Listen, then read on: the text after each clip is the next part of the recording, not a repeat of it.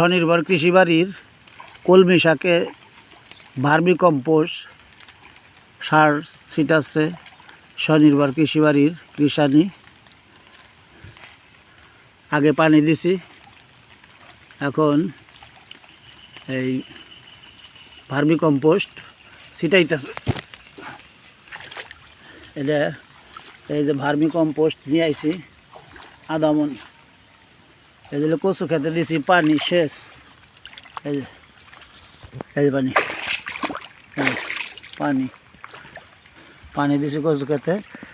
আর ওই জেলে সার, কেঁচো সার, এটা কেঁচো সার, এটা ছিটাইতেছে।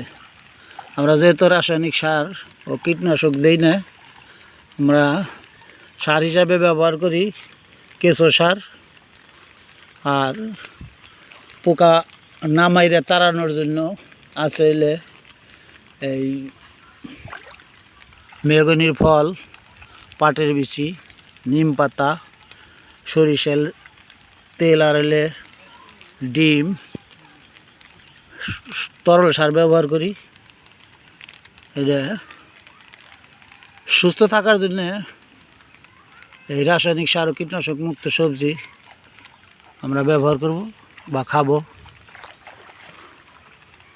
ব্যবহার কথাটা যায় না, যেহেতু সবজিটা খাবার জিনিস, সেখানে আমরা ব্যবহার কথাটা সার ব্যবহারের ক্ষেত্রে প্রয়োগ করতে পারি।